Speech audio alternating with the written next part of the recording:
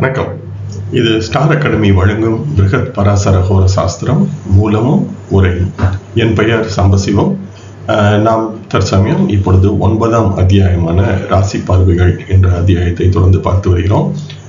சென்ற பதிவில் ஏற்கனவே நான் சொன்னது போல இந்த ராசி பார்வை என்பது ஒரு சிறிய குறுகிய அத்தியாயம்.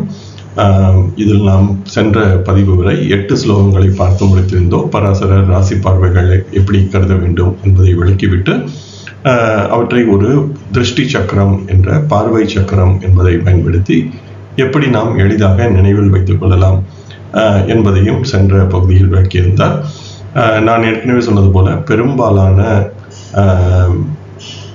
பிருகத் பராசர ஹோரசாஸ்திர நூல்களில் இந்த 8 ஸ்லோகங்களுடன் இந்த அத்தியாயம் என்பது நிறைவு பெற்றிருக்கிறது. ஆனால் திரு கிரீஷ் சந்த் சர்மா என்பவர் ஆங்கிலத்தில் எழுதியுள்ள பிருகத் பராசர ஹோரசாஸ்திரத்திலும், அதே போல திரு தேவச்சந்திர ஜா என்பவர் இந்தி மொழியில் எழுதியிருக்கின்ற பிருகத் பராசர ஹோரசாஸ்திரத்திலும், அதே போல வங்க மொழியிலும் உள்ள பிருகத் பராசர ஹோரசாஸ்திரத்திலும் இந்த அத்தியாயத்தில் மேலும் சில ஸ்லோகங்கள் இருக்கின்றன. இந்த ஸ்லோகங்கள் ராசி பார்வைகளை விளக்காமல் கிரக பார்வைகளை எவ்விதமாக புரிந்து கொள்ளலாம் என்பதற்கான விளக்கமாக இருக்கிறது. இந்த பதிவில் நாம் அந்த ஸ்லோகங்களையே பார்க்க இருக்கிறோம். இது நாம் பெரும்பாலான தமிழகத்தைச் சேர்ந்தவர்கள் பயன்படுத்துகின்ற திரு ஆர் சந்தானம் ஐயா அவர்களுடைய பிருகத் பராசர ஹோரசாஸ்திரத்திலோ, அதே போல திரு அல்லூர் வெங்கட்ராமன் ஐயா அவர்களுடைய ஹோரசாஸ்திரத்திலோ இந்த விளக்கங்கள் இல்லை.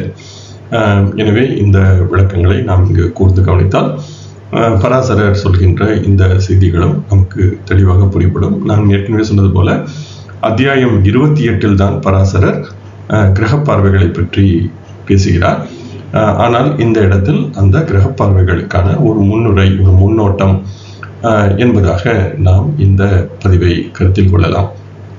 பொதுவாக தமிழகத்தில் நாம் பெரும்பாலும் பயன்படுத்துவது அனைத்து கிரகங்களுக்கும் 7ஆம் பார்வை என்பது இருக்கிறது. எனவே எல்லா கிரகங்களும் தான் இருக்கும் இடத்திலிருந்து 7ஆம் இடத்தை பார்க்கும். அதே போல 3 கிரகங்களுக்கு மட்டும் சிறப்பு பார்வை என்பது இருக்கிறது. செவ்வாய் என்பது 7ஆம் இடத்துடன் 4 மற்றும் 8ஆம் இடத்தை பார்க்கும். குரு 7ஆம் இடத்துடன் 5 மற்றும் 9ஆம் இடத்தை பார்க்கும். சனி 7ஆம் இடத்துடன் 3 மற்றும் 10ஆம் இடங்களை பார்க்கும் என்பதாக ஒரு சில சிறப்பு பார்வைகளை நாம் கணக்கில் கொள்ளலாம். ஆனால் பராசரர் சொல்கின்ற கிரக பார்வைகள் வேறு விதமாக அமைகின்றன. பராசரர் ஒரு முழுமையான, அதாவது ராசி மண்டலத்தில் இருக்கின்ற கிட்டத்தட்ட அனைத்து இடங்களுக்கும் கிரகங்கள் தன்னுடைய ஆதிக்கத்தை பார்வையின் மூலம் செலுத்துகின்றன என்ற விதமாக பராசரருடைய பார்வை விளக்கங்கள் இருக்கின்றன. இது கிட்டத்தட்ட நம்முடைய அறிவியல் கருத்துடனும் பொருந்தி போகிறது என்பதையும் நான் பலமுறை ஸ்டார் அகாடமியில் பேசியிருக்கிறேன்.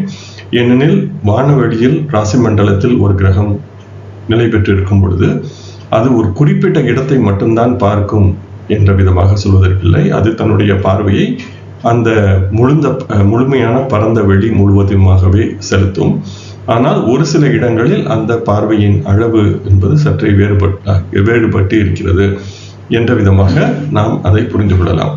எனவே இந்த பராசரர் சொல்கின்ற இந்த விளக்கங்கள் இந்த பதிவில் ஒரு மிகவும் குறுகிய ஒரு விளக்கமாக இருக்கப் போகிறது. நாம் 28ஆம் அத்தியாயத்தை சென்று பார்க்கும் பொழுது இந்த கிரக பார்வைகளை பற்றிய முழுமையான விளக்கம் என்பதை நாம் தேடி சென்று பார்க்க முடியும். வாருங்கள், பராசரர் இந்த கிரக பார்வைகளை பற்றி என்ன சொல்கிறார் என்பதை இந்த பதிவில் பார்ப்போம். நாம் சென்ற பதிவில் பார்த்த அந்த 9 ஸ்லோகங்கள் வரை பார்த்திருந்தோம். இப்போது ஸ்லோகங்கள் 10 மற்றும் 11 தொடர்வோம். இதில் பராசரர் கிரக பார்வைகளை பற்றி பேச துவங்குகிறார்.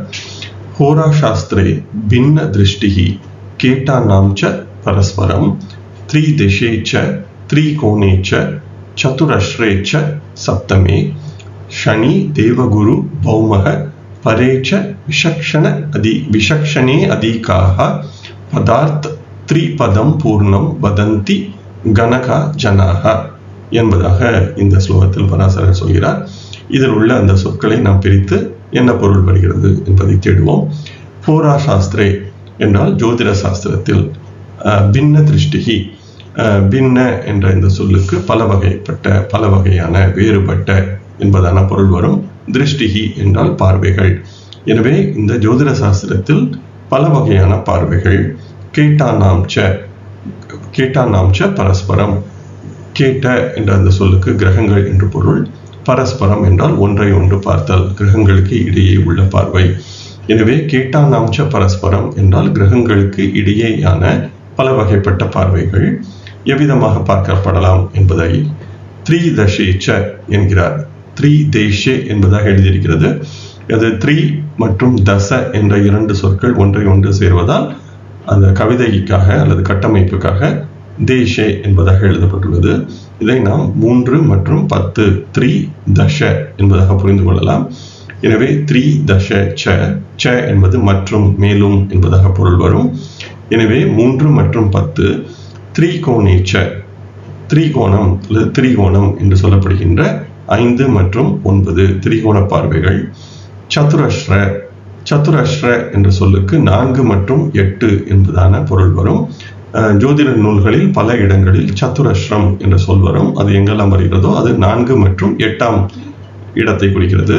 எனவே சதுரஸ்ர என்ற அந்த சொல்லுக்கு 4 மற்றும் 8ஆம் இடத்தின் பார்வைகள்.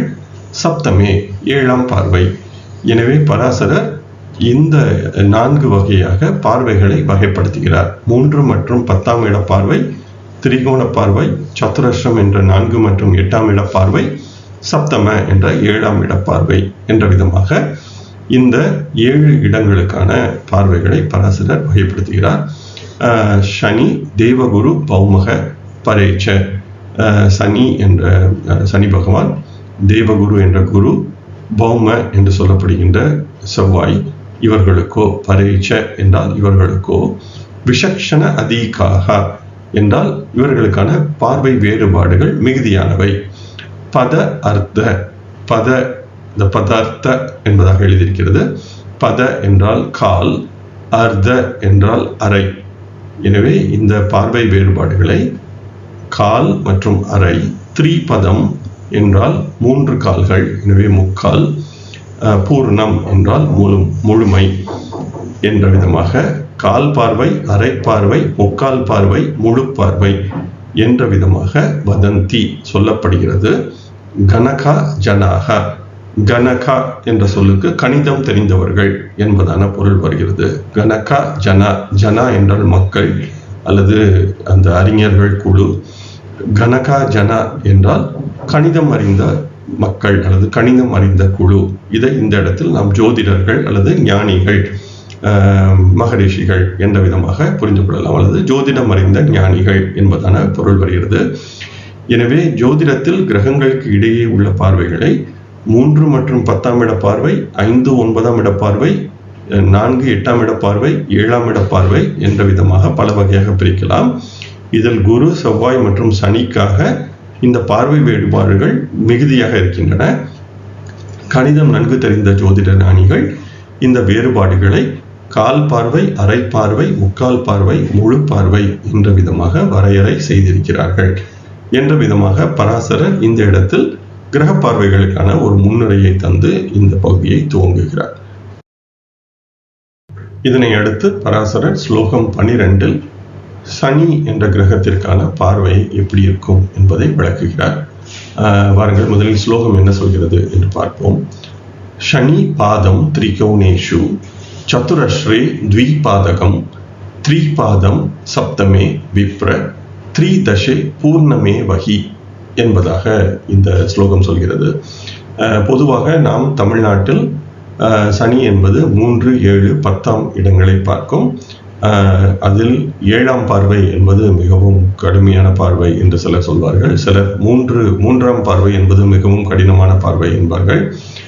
சிலர் 3, 10 இரண்டும் மிகவும் முக்கியமான பார்வை என்பார்கள். அல்லது சில பேர் 3, 7, 10 என்ற மூன்றுமே முக்கியம் என்பதாக சொல்வார்கள். இதில் எந்த பார்வை மிகவும் கடுமையானது அல்லது எந்த பார்வை வலிமை குறைந்தது என்பதிலெல்லாம் மாறுபட்ட கருத்துக்கள் பல்வேறு ஜோதிடர்கள் இடையே இருப்பது நமக்கு நன்கு தெரியும். இந்த இடத்தில் பராசரர் என்ன சொல்கிறார் என்பதை நாம் சற்றே கூர்ந்து கவனிப்போம். இந்த ஸ்லோகத்தில் வருகின்ற இந்த சொற்களை சற்றே பிரித்து பார்ப்போம். சனி கிரகத்திற்கு பாதம் திரிகோணேஷு, கால் பகுதி பார்வை திரிகோணங்களில் இருக்கும். எனவே சனிக்கு திரிகோண பார்வையும் உண்டு. எனவே சனி என்பது 5 மற்றும் 9ஆம் இடங்களையும் பார்க்கும். ஆனால் அதனுடைய பார்வை என்பது கால் பகுதி அளவான பார்வை என்பதே இருக்கும். எனவே அதனுடைய கால் பகுதி என்ற 25% பார்வை என்பது திரிகோணங்களில் இருக்கும். சதுரஸ்ரே 4 மற்றும் 8ஆம் இடங்களில், சதுரஸ்ரம் என்றால் 4 மற்றும் 8ஆம் இடம். த்வி பாதகம், த்வி என்றால் 2, பாத என்றால் கால், 2 கால், எனவே அரை. எனவே 4 மற்றும் 8ஆம் இடத்தில் சனி அரை பகுதி பார்வை திறனை கொண்டிருக்கும். த்ரிபாதம் சப்தமே, த்ரிபாதம் என்றால் 3 கால், எனவே முக்கால். சப்தமே என்றால் 7ஆம் இடம். சனியின் 7ஆம் பார்வை என்பது முக்கால் பகுதி திறனை கொண்டிருக்கும். எனவே சமசப்தம பார்வை என்று வரும் பொழுது சனிக்கு 75% மதிப்பே தரப்பட்டுள்ளது. விப்ர, ஞானத்தில் உயர்ந்தவரே. த்ரி தசே 3 மற்றும் தச என்ற 10ஆம் இடங்களில் பூர்ணம் அவகி, பூர்ணம் என்ற முழுமையான பார்வையை சனி தருகிறது, அவகி என்பதை தருகிறது என்பதாக புரிந்து கொள்ளலாம். எனவே இந்த ஸ்லோகத்தில் வருகின்ற இந்த விளக்கம் என்பது மிகவும் இன்றியமையாதது. எனவே சனி என்பது திரிகோணங்களில் கால் பகுதி பார்வையை கொண்டிருக்கும். 4 மற்றும் 8ஆம் இடத்தில் அரை பகுதி பார்வையை கொண்டிருக்கும். 7ஆம் இடத்தில் முக்கால் பார்வையும், 3 மற்றும் 10ஆம் பார்வையாக முழுமையான பார்வையையும் சனி தருகிறது என்பதாக பராசரர் இந்த ஸ்லோகத்தில் விளக்குகிறார். எனவே இந்த கீழே உள்ள படத்தில் நான் இந்த 3 முதல் 10ஆம் பாவகம் வரை ஒவ்வொரு கிரகத்திற்கும் காட்டப்போகிறேன். இந்த இடத்தில் இந்த கீழே உள்ள 3 முதல் 10 என்பது பாவகத்தின் எண்ணிக்கை. இது சனியை நடுவாக கொண்டு மீண்டும் நாம் இந்த சம அளவான பாவகங்களை வரைய வேண்டும். அதாவது 30 பாகைகளை கொண்ட பாவகங்களை உருவாக்க வேண்டும், சனியை நடுவாக கொண்டு. அப்படி பாவகங்களை உருவாக்கும் பொழுது சனி தன்னுடைய 3 மற்றும் 10ஆம் இடத்தை முழுமையாக 100% திறனுடன் பார்க்கிறது. எனவே சனியின் 10ஆம் பார்வை என்பது மிகவும் வலிமையானது. அதே போல 3ஆம் பார்வை என்பதும் மிகவும் வலிமையானது. ஆனால் மற்ற இடங்களிலும் சனியினுடைய பார்வை என்பது செயல்படும். இதில் அடுத்து அதிக பலமுள்ள பார்வை என்பது 7ஆம் இடத்தில் 75% பார்வை திறனை சனி செலுத்துகிறது. அதே போல 4 மற்றும் 8ஆம் வீடுகளில் சனிக்கு 50% பார்வை திறன் என்பது இருக்கிறது. திரிகோணமான 5 மற்றும் 9ஆம் இடங்களில் 25% பார்வையும் சனிக்கு இருக்கிறது என்பதாக பராசரர் இந்த ஸ்லோகத்தில் விளக்குகிறார். இந்த இடத்தில் 6ஆம் இடத்திற்கான பார்வை என்பது 0 என்பதை நான் சேர்த்திருக்கிறேன். இது 28ஆம் அத்தியாயத்தை பார்க்கும் பொழுது இது பற்றிய விளக்கங்கள் மேலும் வரும்.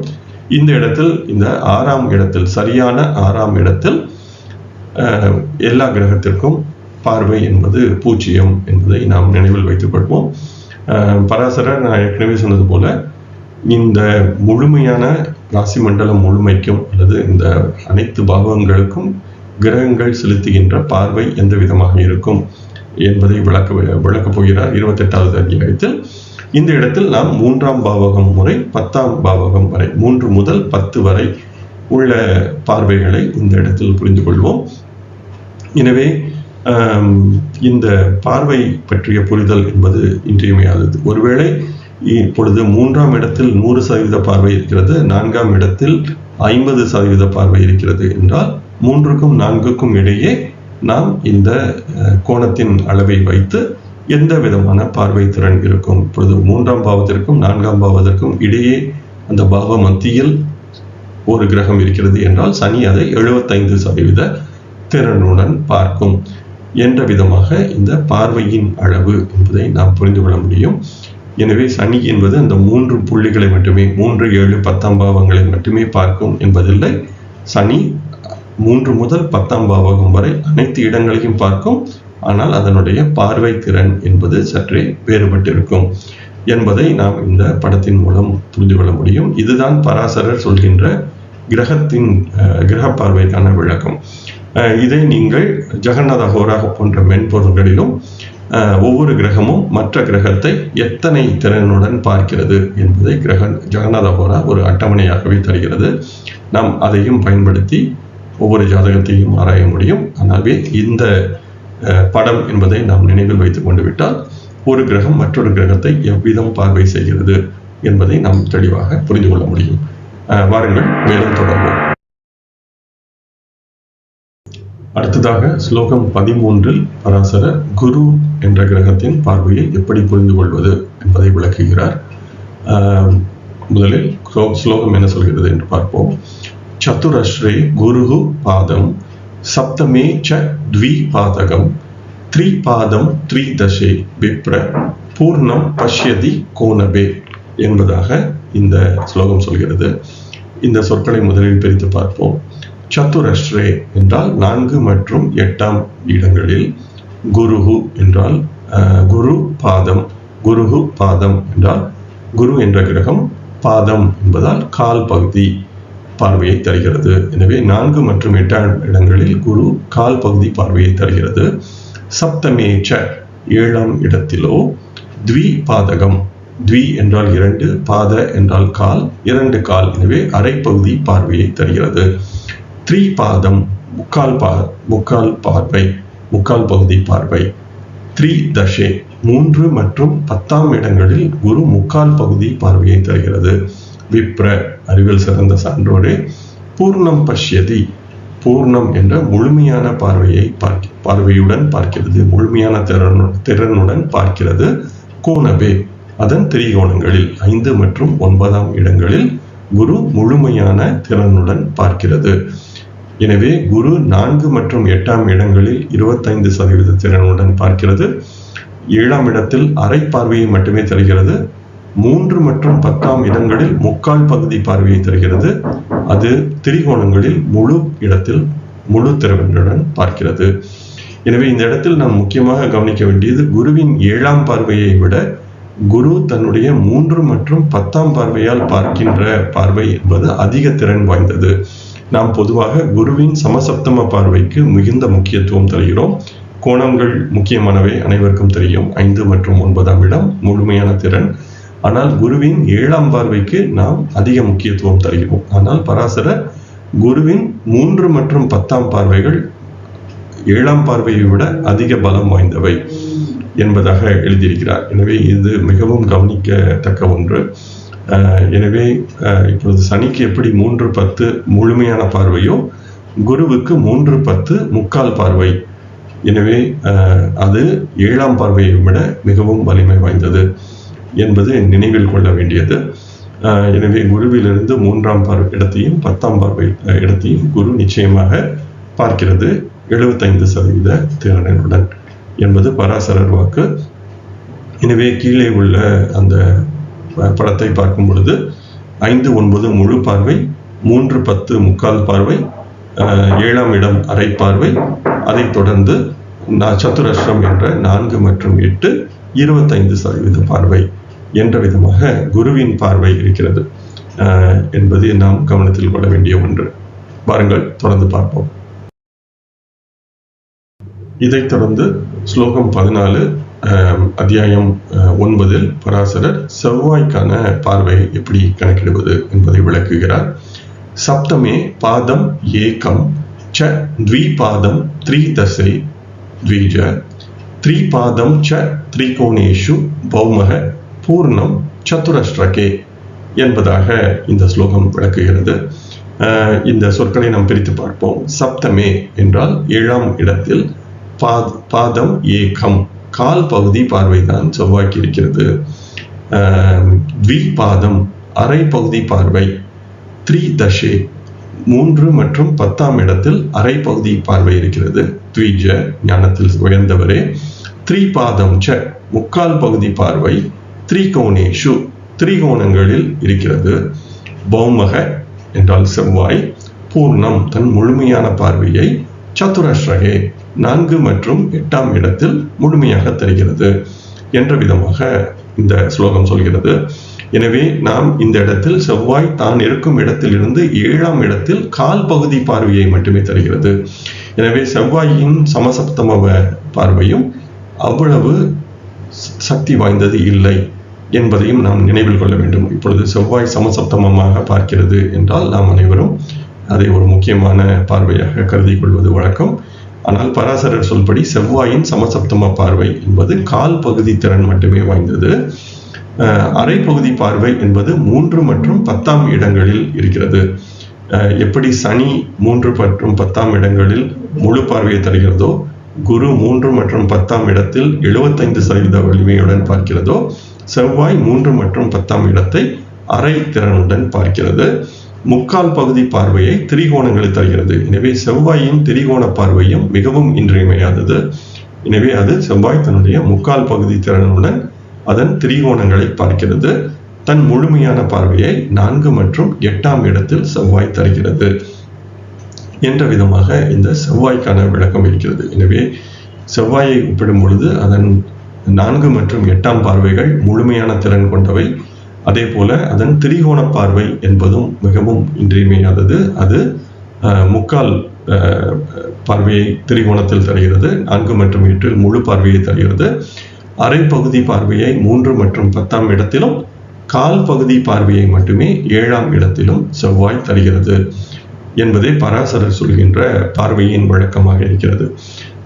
எனவே இப்படி நாம் தொடர்ந்து பார்த்து வரும் பொழுது இந்த திரிகோண பார்வைகள் என்பது முக்கியத்துவம் வாய்ந்ததாக பல கிரகங்களுக்கும் இருப்பதை பார்க்க முடிகிறது. குறிப்பாக குருவிற்கு 100% பார்வை, செவ்வாய்க்கு முக்கால் பகுதி பார்வை, சனிக்கு அரை பார்வை என்ற விதமாக இந்த திரிகோண பார்வையும் இருப்பதை பார்க்க முடிகிறது.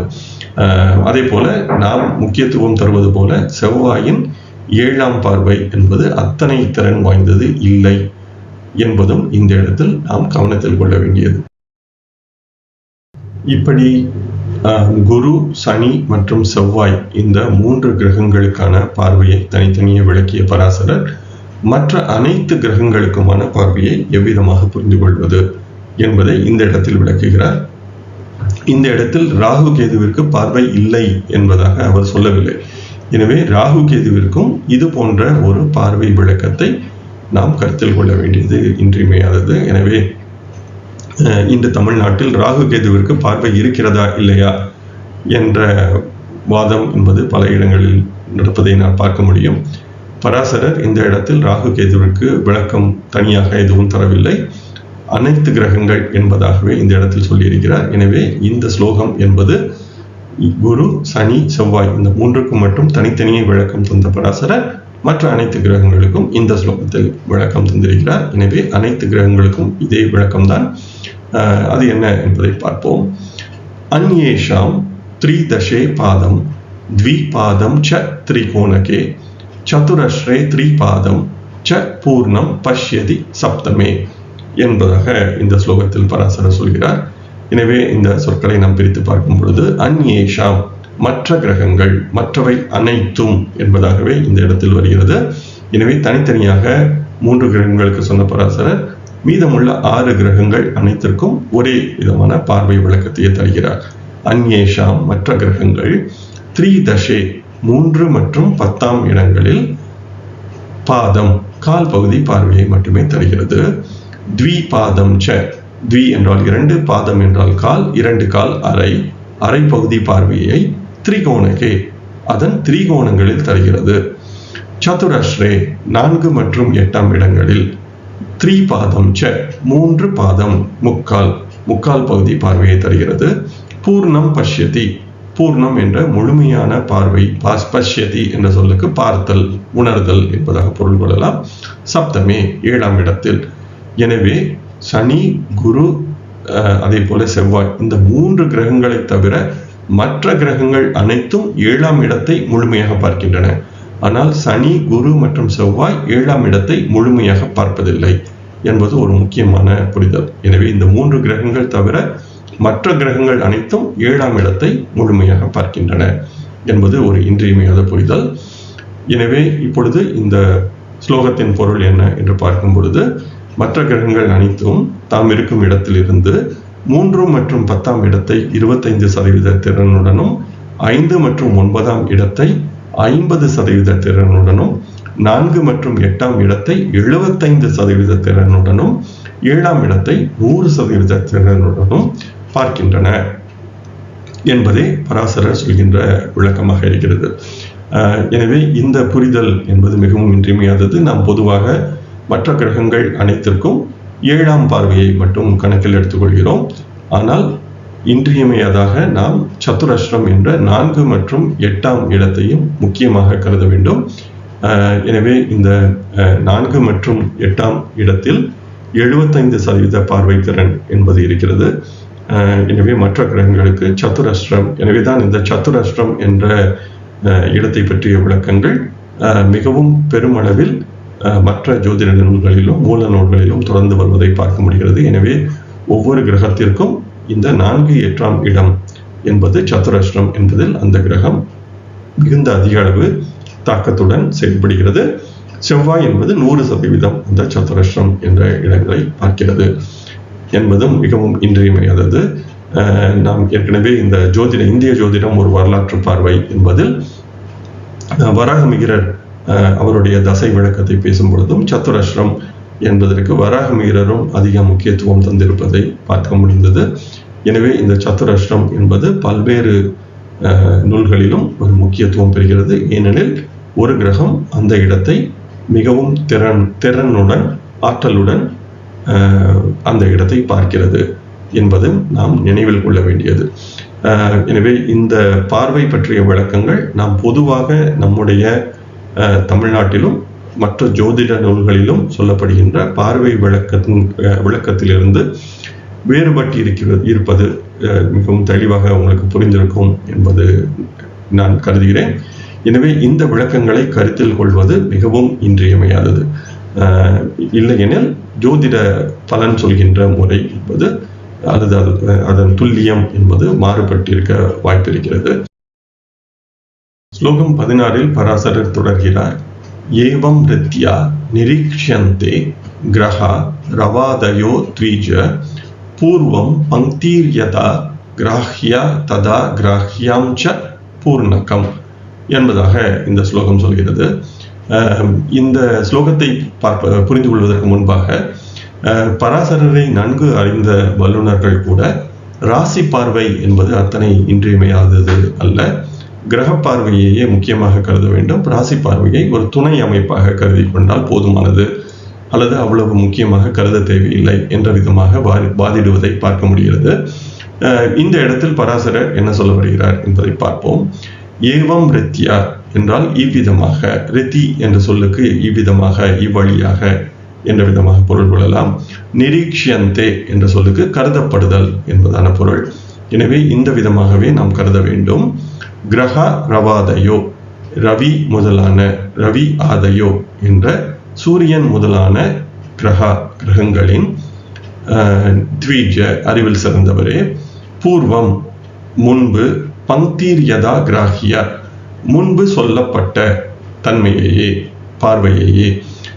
எனவே முன்பு சொல்லப்பட்ட என்றால் இப்பொழுது அவர் கிரக பார்வையை சற்றே விளக்கியிருந்தார். முன்பு என்ன சொல்லியிருந்தார் என்றால் ராசி பார்வையை விளக்கியிருந்தார் இந்த அத்தியாயத்தில். எனவே முன்பு பூர்வம் பங்க்திர்யதா கிராஹ்யா, எனவே முன்பு சொல்லப்பட்ட அந்த தன்மையையே, அந்த பார்வையையே, ததா இவ்விதமாக, கிராஹ்யாம் ச என்றால் அதை நீங்கள் அப்படியே ஏற்க வேண்டும். கிராஹ்ய என்றால் கிரகணம் செய்தல் அல்லது ஏற்றுக்கொள்ளுதல் என்ற விதமாக நீங்கள் அதை ஏற்க வேண்டும். பூர்ணகம் முழுமையான பார்வையாக ஏற்க வேண்டும்.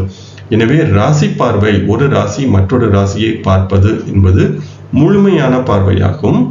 ஆனால் கிரகம் மற்றொரு கிரகத்தை பார்ப்பது என்பது அது இருக்க வேண்டிய பாவகத்தை பொறுத்து மாறுபடுகிறது. அது ஒரு பின்ன பார்வையாகும். அது ஒரு முழுமையான பார்வை இல்லை என்பதை பராசரர் மிகவும் தெளிவாக விளக்குகிறார். எனவே ராசி பார்வை என்பது ஒரு கிரகம் அல்லது ஒரு ராசி மற்ற 3 ராசிகளை பார்ப்பது என்பது ஒரு முழுமையான பார்வையாகும். அது அந்த கிரகம் அந்த ராசியில் எந்த இடத்தில் இருந்தாலும் மற்றொரு ராசியை முழுமையாகவே பார்க்கும். ஆனால் கிரக பார்வை என்பது அப்படி முழுமையானது அல்ல என்பதை பராசரர் இந்த ஸ்லோகத்தில் விளக்குகிறார். எனவே இந்த ஸ்லோகத்தின் விளக்கம் என்பதை பார்க்கும் பொழுது, அறிவில் உயர்ந்தவரே, இவ்விதமாக சூரியன் முதலான கிரகங்களின் பார்வைகள் கருதப்பட வேண்டும். முன்பு சொல்லப்பட்ட அந்த ராசி பார்வைகளையே முழுமையான பார்வையாக நீங்கள் ஏற்க வேண்டும். மேலே சொன்ன கிரக பார்வைகள் பின்ன பார்வைகள் தான், அவை முழுமையான பார்வைகளாக இருக்காது. எனவே ஒரு குறிப்பிட்ட இடத்தை மட்டுமே அந்த கிரகம் என்பது ஒரு முழுமையான பார்வையாக பார்க்கும். இந்த இடத்தில் இப்பொழுது சனி 3 மற்றும் 10ஆம் இடத்தை முழுமையாக பார்க்கிறது என்றால் அந்த பாவக மத்தியை மட்டுமே முழுமையாக பார்க்கும். அந்த பாவக மத்திக்கு சற்றே வலதோ இடதோ பார்த்தோம் என்றால் அது முழுமையாக இருக்காது. இப்பொழுது 10 பாகை மேஷத்தில் சனி இருக்கிறது என்றால் மிதுனத்தில் 10ஆம் பாகையை சனி முழுமையாக பார்க்கும். அதுவே மிதுனத்தின் 15ஆம் பாகையை சனியால் முழுமையாக பார்க்க முடியாது. அதை விட குறைந்த அளவான பாகையை மட்டுமே அதனால் பார்க்க முடியும். அது எவ்வளவு பார்வை என்பதை நாம் கணிதம் செய்து அந்த விகிதாச்சார அடிப்படையில் அதை கணிதம் செய்து பார்த்தால் எவ்வளவு பார்வை திறனுடன் சனி அந்த மிதுனத்தின் 20வது பாகையை பார்க்கும் என்பதை நாம் கணக்கு செய்த முடியும். ஆனால் சனி மேஷத்தின் 10ஆம் பாகையில் இருக்கிறது என்றால் மிதுனத்தின் 10ஆம் பாகையை சனி முழுமையான திறனுடன் பார்க்கும். அதே போல கும்பத்தின் 10ஆம் பாகையையும் முழுமையான திறனுடன் பார்க்கும் என்ற விதமாக புரிந்து கொள்ளலாம். ஆனால் அதிலிருந்து சற்றே வேறுபட்டிருந்தால் எவ்வளவுக்கு எவ்வளவு தூரம் தள்ளி இருக்கிறதோ அந்த அளவுக்கு அதனுடைய பார்வை வேறுபாடு என்பது குறையும் என்பதை நாம் புரிந்து கொள்ள முடியும். எனவே இந்த இடத்தில் கிரக பார்வை என்பது பின்ன பார்வை, அது அந்த கோணத்தின் அடிப்படையில் கணக்கிடப்பட வேண்டும். ஆனால் ராசி பார்வை என்பது முழுமையான பார்வை என்பதை பராசரர் மிகவும் தெளிவாகவே இந்த ஸ்லோகத்தில் விளக்குகிறார். இத்துடன் நாம் இந்த 9ஆம் அத்தியாயத்தின் அனைத்து ஸ்லோகங்களையும் பார்த்து முடித்திருக்கிறோம். இது ஒரு மிகவும் குறுகிய அத்தியாயம். இந்த ஜி.சி. சர்மா அவர்களுடைய நூலிலும் அவர்களின் ஹிந்தியில் உள்ள ஸ்லோகங்களையும் சேர்த்தாலும் கூட ஒரு 16 ஸ்லோகங்கள் மட்டுமே இந்த அத்தியாயத்தில் காண கிடைக்கிறது. எனவே இந்த ராசி பார்வை பற்றிய இந்த அத்தியாயம் மிகவும் குறுகிய ஒன்றாக இருந்தாலும் இதில் பராசரர் மிகவும் முக்கியமான கருத்துக்களை நமக்கு சொல்லி செல்கிறார். எனவே ராசி பார்வைக்கும் கிரக பார்வைக்கும் உள்ள வேறுபாட்டை இந்த இடத்தில் விளக்கி இருக்கிறார். அதே போல கிரக பார்வை என்பது ஒரு பின்ன பார்வை, அதே நேரம் ராசி பார்வை என்பது ஒரு முழுமையான பார்வை என்பதையும் சென்ற ஸ்லோகத்தில் சொல்லியிருந்தார். எனவே இந்த கருத்துக்கள் என்பது நாம் நினைவில் இருத்த வேண்டியது மிகவும் இன்றியமையாதது. இந்த இடத்தில் இந்த பக்கத்தில் நான் பராசரர் இந்த பகுதியில் சொல்லியுள்ள அந்த ஸ்லோகங்களின் பார்வை விளக்கம், கிரகங்களின் பார்வை விளக்கம் என்பது எந்த விதமாக இருக்கிறது என்பதை இந்த இடத்தில் காட்சிப்படுத்த முயன்றிருக்கிறேன். எனவே அனைத்து கிரகங்களும் தான் இருக்கும் இடத்திலிருந்து சரியான 6ஆம் பாவத்தை பார்க்காது. அதன் பார்வை பலம் என்பது 0, 0. இது இந்த ஸ்லோகத்தில் பராசரர் சொல்லவில்லை என்றாலும் 28ஆம் அத்தியாயத்தை சென்று நாம் பார்க்கும் பொழுது இந்த ஸ்லோகம் அந்த ஸ்லோகத்தில் பராசரர் விளக்கியிருப்பார். எனவே சரியான 6ஆம் பாவம் என்பதில் ஒரு கிரகம் என்பது பார்க்காமல் மறைந்துவிடும். அதனால்தான் 6ஆம் பாவம் என்பது ஒரு முக்கியமான மறைவு ஸ்தானம் என்பதாக சொல்லப்படுகிறது. அதே போல 12ஆம் பாவத்தையும் ஒரு கிரகத்தால் பார்க்க முடியாது. எனவே அதுவும் ஒரு மறைவு ஸ்தானம் என்பதாக சொல்லலாம். ஆனால் 8ஆம் இடம் என்பதை பல்வேறு கிரகங்களும் வெவ்வேறு திறனுடன் பார்க்கின்றன. எனவே அது 8ஆம் பாவம் என்பது முழுமையாக மறைகின்ற ஒரு பாவகம் இல்லை என்பதை நாம் கருத்தில் கொள்ள வேண்டும். இப்பொழுது குரு என்ற கிரகத்தை எடுத்துக்கொள்வோம். இது நான் மஞ்சள் வண்ணத்தில் இந்த படத்தில் காட்டியிருக்கிறேன். பொதுவாக நாம் குருவின் சமசப்தம பார்வை என்பதை மிகவும் முக்கியமானதாக கருதுகிறோம். இப்பொழுது குருவும் சூரியனும் சமசப்தமமாக இருந்தால் குரு சூரியனை முக்கியமாக பார்க்கிறது என்ற விதமாக எல்லாம் நாம் பேசுவதை கேட்டிருக்கிறோம், பல்வேறு ஜோதிடர்கள் பேசுவதை கேட்டிருக்கிறோம். ஆனால் குரு சமசப்தமமாக 50% திறனுடனே பார்க்கிறது என்பது ஒரு மிகவும் இன்றியமையாத புரிதல். அதே போல குரு 5 மற்றும் 9ஆம் இடத்தை முழுமையான திறனுடன் பார்க்கிறது. இது அனைவருக்கும் தெரிந்த ஒன்று. ஆனால் குரு 3 மற்றும் 10ஆம் இடத்தை 75% திறனுடன் பார்க்கிறது என்பது பலருக்கும் தெரியாத ஒரு செய்தி.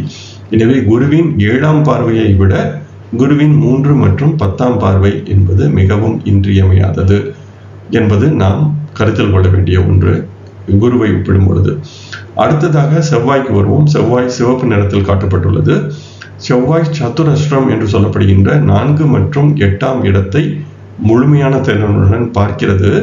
ஆனால் செவ்வாயின் 7ஆம் பார்வைக்கு மதிப்பு 25% மட்டுமே.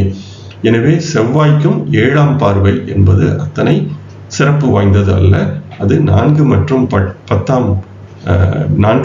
8ஆம் பார்வையை மிகவும் முழுமையான மதிப்புடன் பார்க்கிறது.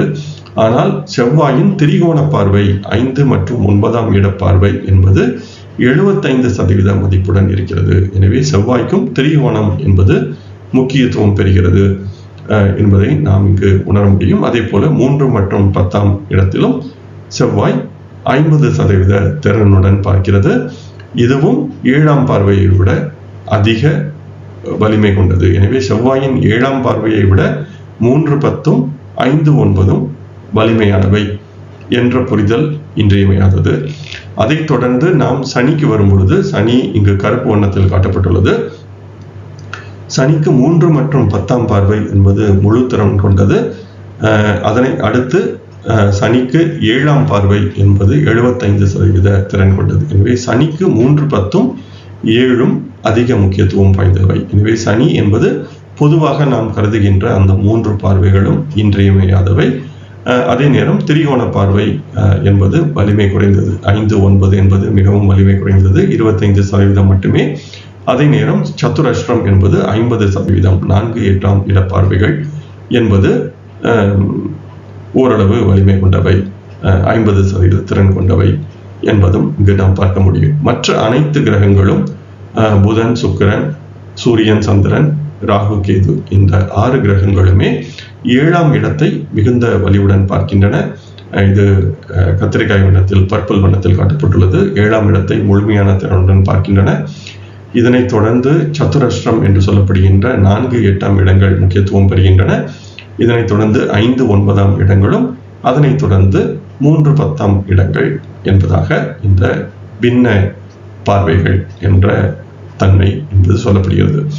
இதில் நாம் முக்கியமாக கவனிக்க வேண்டியது என்னவென்றால், நாடி விதிகளில் 5, 9 என்பதும் அது ஒரு கிரகம் தன்னுடைய ஆதிக்கத்தை செலுத்துகிறது என்பது நாடி விதிகளின் ஒரு முக்கியமான ஒன்று. இப்பொழுது மேஷத்தில் ஒரு கிரகம் இருந்தால் அது சிம்மம் மற்றும் தனுசையும் ஒரு சேர சிம்மத்தில் இருக்கின்ற கிரகங்களையும் தனுசில் இருக்கின்ற கிரகங்களையும் எடுத்து வந்து மேஷத்தில் வைத்துக் கொள்ளலாம். எனவே இவை அனைத்தும் ஒன்றாக செயல்படும் என்ற விதமாக நாடி விதிகள் சொல்கின்றன. அதை இந்த கிரக பார்வையுடன் நான் ஒப்பிட்டு பார்க்க முடியும். எனவே சனியை தவிர மற்ற அனைத்து கிரகங்களும் இந்த 5, 9ஆம் இடத்தை 50%க்கும் அதிகமான மதிப்புடனே பார்க்கின்றன. எனவே இந்த திரிகோணங்கள் என்பது மிகவும் முக்கியத்துவம் பெறுகிறது. அதே போல இதனை அடுத்து நாம் பார்க்கும் பொழுது இந்த செவ்வாய், சனி, அதே போல குரு இந்த 3 கிரகங்களுமே 3, 10 என்ற இந்த இடங்களை மிகுந்த வலிமையுடன் பார்க்கிறது. அதே போல சதுரஸ்ரம் என்று சொல்லப்படுகின்ற 4 மற்றும் 8ஆம் இடங்களுக்கு குருவை தவிர மற்ற அனைத்து கிரகங்களும் சதுரஸ்ரம் என்பது மிகுந்த முக்கியத்துவம் பெறுகிறது. எனவே 3, 10 என்பது இந்த சிறப்பு பார்வைகள் கொண்ட குரு, சனி மற்றும் செவ்வாய் இவற்றுக்கு முக்கியத்துவம் பெறுகிறது. சதுரஸ்ரம் என்பது குருவை தவிர மற்ற அனைத்து கிரகங்களும் முக்கியத்துவம் பெறுகின்றன. சனியை தவிர மற்ற அனைத்து கிரகங்களும் திரிகோண பார்வை என்பது மிகுந்த முக்கியத்துவம் பெறுகிறது. எனவே நாம் ஜோதிட பலன் சொல்லும் பொழுது இது போன்ற பார்வைகளையும் கணக்கில் கொள்வது பராசரர் சொல்லியுள்ள இந்த விளக்கத்துடன் நம்முடைய ஜோதிட கருத்துக்களை எடுத்து செல்வதற்கு உதவியாக இருக்கும். இதைத் தொடர்ந்து 28ஆம் அத்தியாயம் வரும் பொழுது இந்த பார்வைகள் பற்றிய மேலும் பல விளக்கங்களை நாம் பார்க்க முடியும். இத்துடன் இந்த முன்னுரை, இந்த கிரக பார்வை பற்றிய முன்னுரையுடன் நாம் இந்த பதிவை நிறைவு செய்வோம். இத்துடன் இந்த 9வது அத்தியாயம் நிறைவு பெறுகிறது. இந்த அத்தியாயத்தில் பராசரர் ராசி பார்வைகள் மற்றும் கிரக பார்வைகள் இந்த இரண்டிற்குமான ஒரு விளக்கத்தை தந்திருந்தார். இந்த விளக்கத்தை நாம் கருத்தில் கொண்டு நம்முடைய ஜோதிட பலன் சொல்கின்ற முறைகளுக்குள் இதை கருத்தில் கொண்டு முயற்சித்து பார்ப்போம். இதனை அடுத்து வருகின்ற 3 அத்தியாயங்கள் அரிஷ்ட பலாத்தியாய என்று சொல்லப்படுகின்ற அரிஷ்டம் பற்றிய ஒரு குழந்தை பிறந்த சூழ்நிலை, அந்த குழந்தை பிறந்த சூழ்நிலையில் எந்த விதமான நிலைகள் இருந்தால் எந்த விதமான பலன்கள் அந்த குழந்தைக்கோ அல்லது தாய் தந்தையருக்கோ இருக்கும், அதை நிறைவேற்றுவதற்காக இதில் ஏதேனும் பிரச்சனைகள் இருந்தால் அதை தீர்க்கின்ற வழிமுறைகள் என்ன என்பதை இந்த அடுத்து வருகின்ற 3 அத்தியாயங்களில் பராசரர் பேசியிருக்கிறார். எனவே அடுத்து வருவது குழந்தை பிறந்த சூழ்நிலை பற்றி, அதனை அடுத்து அரிஷ்டபலம் என்று சொல்லப்படுகின்ற குழந்தை பிறக்கின்ற சூழ்நிலையில் உள்ள பிரச்சனையான கிரக நிலைகள், அதன் தீர்வுகள் என்ற விதமாக இந்த 3 அத்தியாயங்கள் வரப்போகின்றன. வாருங்கள், இதை அடுத்த பதிவில் நாம் பார்ப்போம். நீங்கள் அனைவரும் என்னுடன் இணைந்து இந்த பிருகத் பராசர ஹோர சாஸ்திரம் என்ற முக்கியமான நூலை கற்கின்ற இந்த முயற்சியில் இணைந்து பயணித்து வருவதற்கு மிக்க நன்றி. வாருங்கள், நாம் தொடர்ந்து பயணிப்போம். நன்றி, வணக்கம்.